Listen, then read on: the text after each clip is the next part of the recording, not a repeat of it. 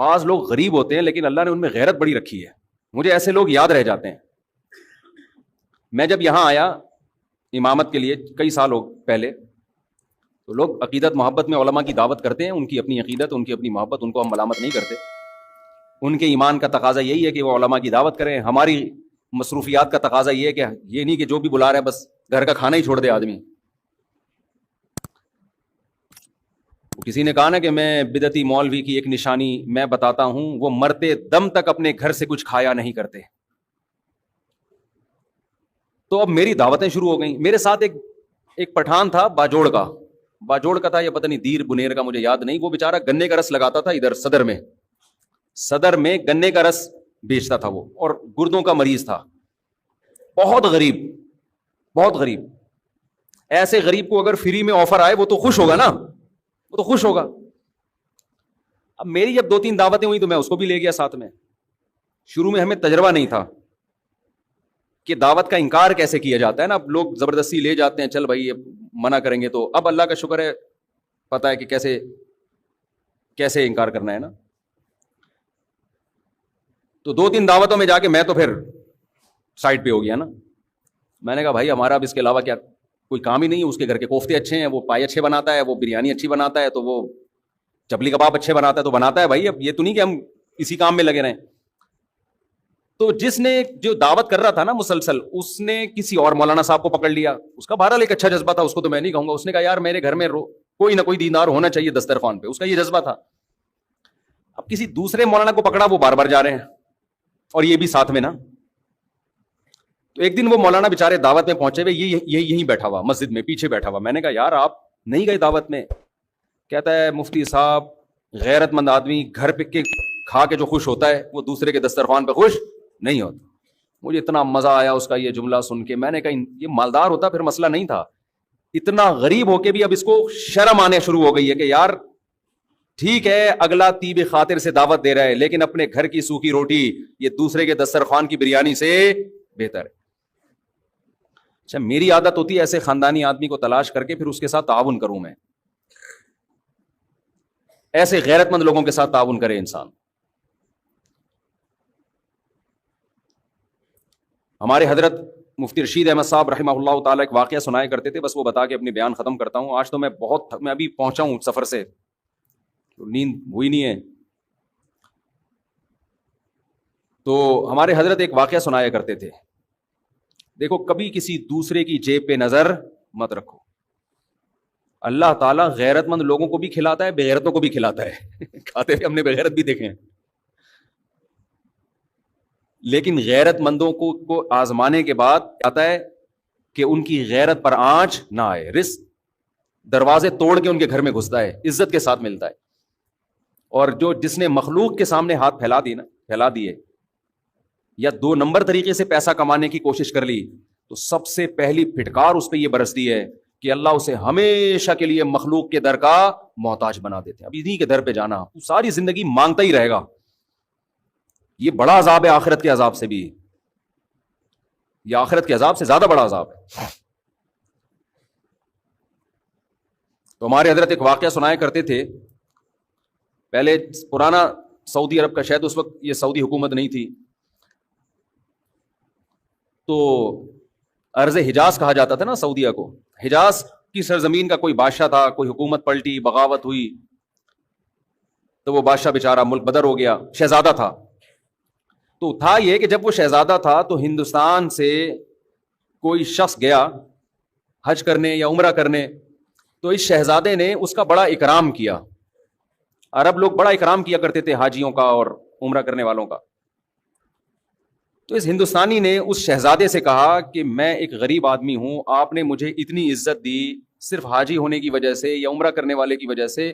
کبھی آپ کو زندگی میں ضرورت پڑے اور ہندوستان آنا ہو تو میرے گھر ضرور آئیے گا.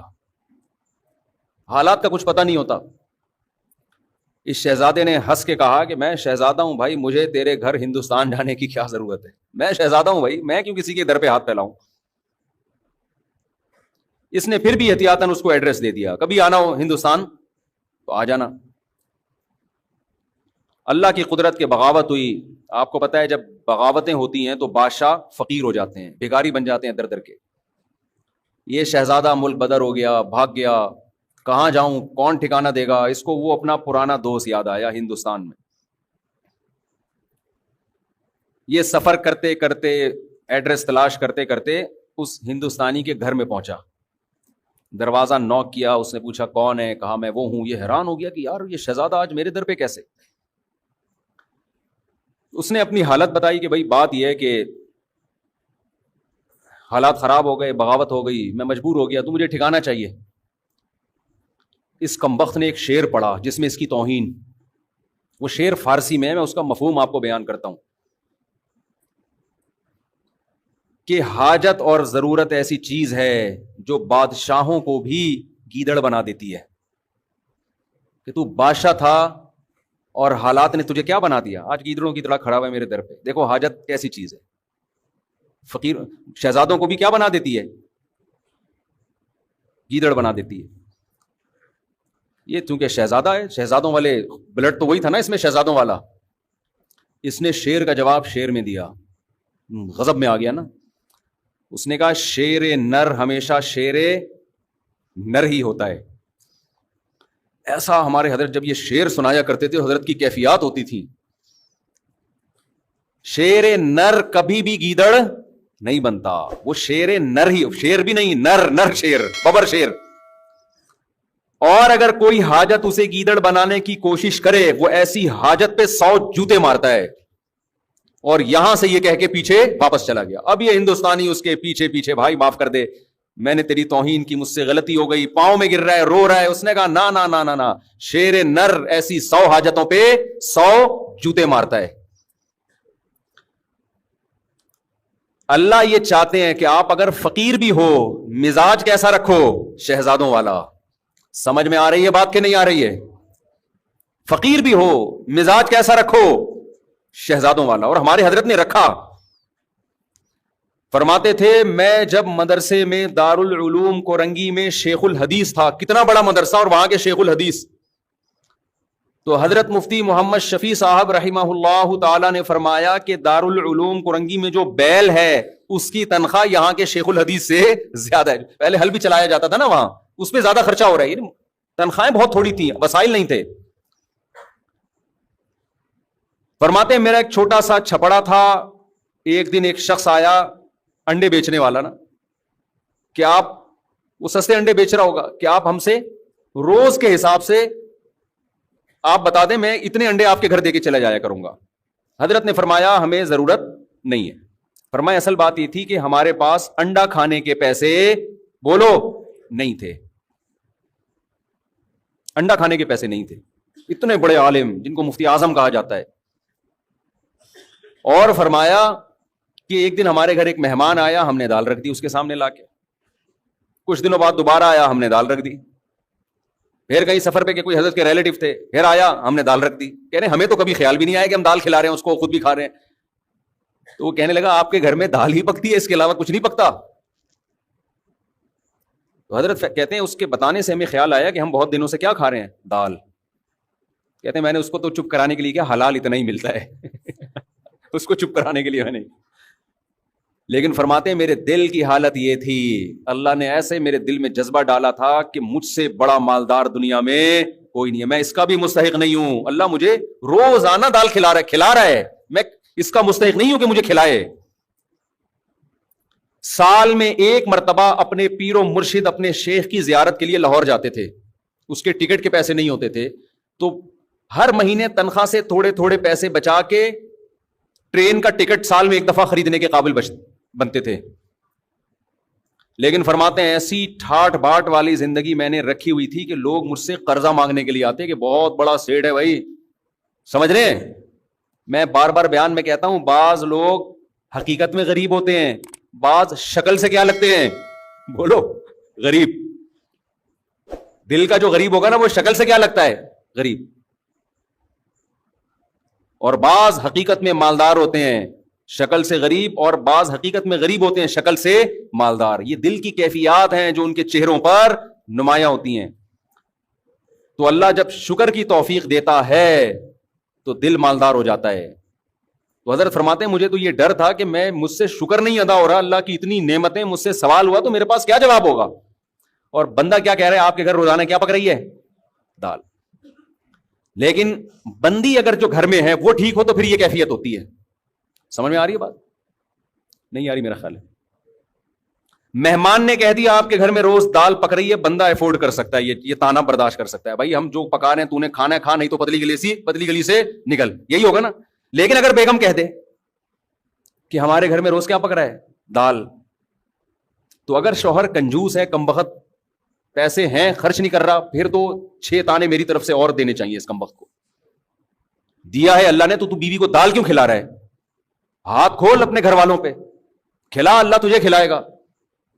ایسے کنجوس بھی الحمدللہ ہم نے دیکھے ہیں, بے تحاشا پیسہ اللہ نے دیا, اور پیاز خرید رہے ہیں داغ والے منڈی میں, وہ مسکراتے ہوئے آلو دیکھے آپ لوگوں نے؟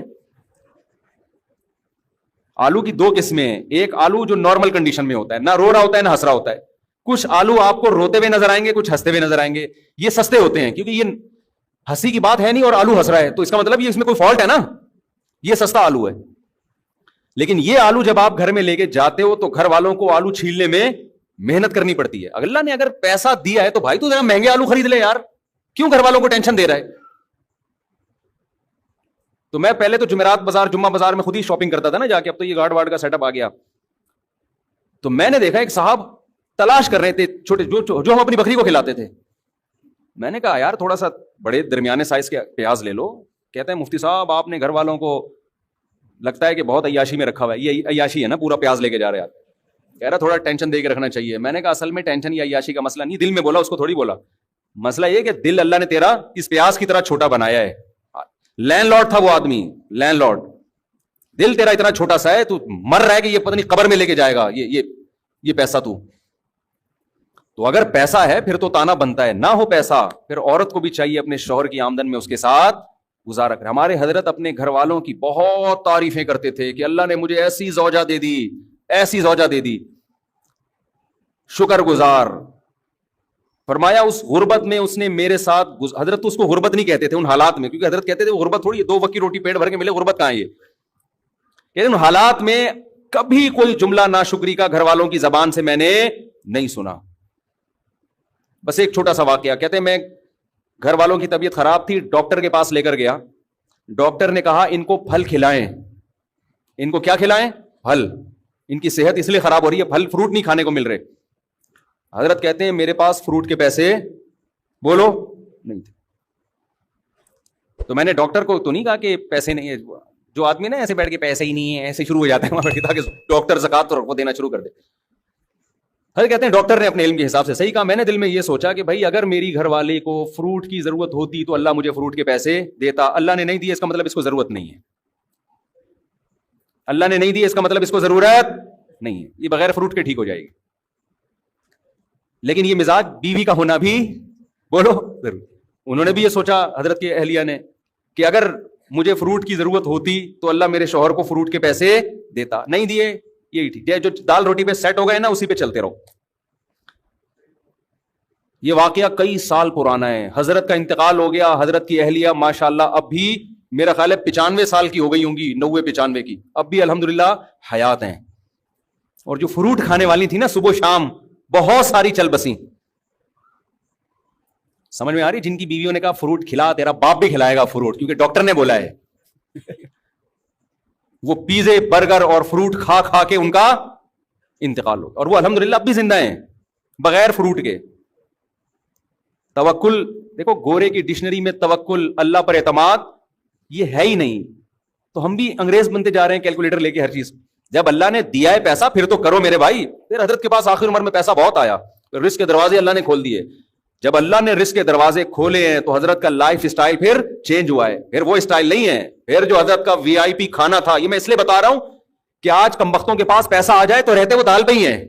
یہ بھی شریعت کی تعلیمات کے خلاف ہے. جب دے دیا اللہ نے تو کھلاؤ بھائی گھر والوں کو. پھر حضرت کا ناشتہ سیب کے بغیر بولو نہیں. جب یہاں سیب ختم ہو جاتے, حضرت کے لیے یورپ سے سیب منگوائے جاتے تھے. حضرت نے کہا سیب کے بغیر ناشتہ, میں سیب لازمی ہے میرے ناشتے کا حصہ ہے.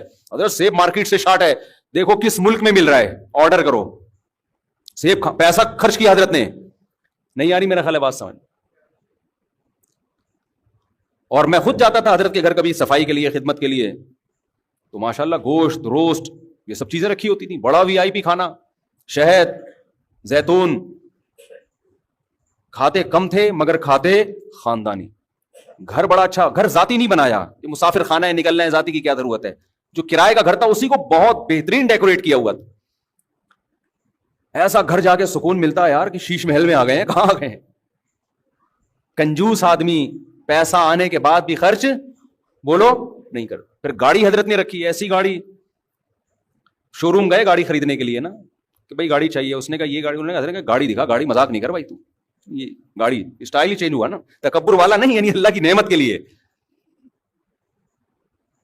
آج جب پیسہ ہو تو کنجوس, یہ قرآن کہتا ہے, جب اس کو خیر پہنچتی ہے, پیسہ آتا ہے, منوعا, کنجوس بن جاتا ہے انسان. اور جب قرآن کہتا ہے جب غربت ملتی ہے انسان کو, ناشکرا ہو جاتا ہے.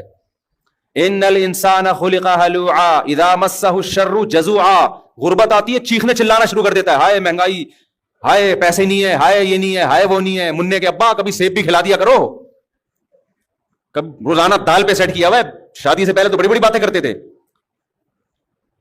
بلکہ تم منع کے ابا بنے کیوں؟ جب تمہاری جیب میں پیسے جب ہوتے تو منع آتا نا مارکیٹ میں. پیسے ہے نہیں, مفتی صاحب کا بیان سن کے منع مارکیٹ میں لائن لگا دی ہے منوں کی. یہ بھی تانے مل رہے ہیں آج کل. جب کھلا نہیں سکتے تھے پیدا کیوں کیا, یہ تانا دیتی ہیں نا عورتیں. تو منع کا ابا ہونا جو ایک سب سے بڑی خوبی تھی وہ عیب بن گئی ہے سب سے بڑی, کہ پہلے صرف یہ شوہر تھے, اب خاتون کے جو بچہ ہے اس کے ابا بھی ہے, ڈبل رشتہ ہو گیا نا. لیکن یہی رشتہ اب کیا بن گیا ہے, تانا. تو قرآن کہتا ہے انسان جو ناشکرا ہے, جب غربت ملتی ہے اس کو شور شرابہ, چیخنا چلانا, شکر نہیں ادا کرتا, جزا فضا صبر نہیں کرتا. وَإِذَا مَسَّهُ الْخَيْرُ مَنُوعًا, جب دولت کے انبار لگتے ہیں, ریل پیل, کنجوسی کرنا شروع, کہ ختم نہ ہو جائے. إِلَّا الْمُصَلِّينَ, قرآن کہتا ہے ہاں کچھ لوگ ایسے ہیں جب غربت ہوتی ہے تو صبر کرتے ہیں, جب دولت آتی ہے تو سخاوت کے دریا بن جاتے ہیں.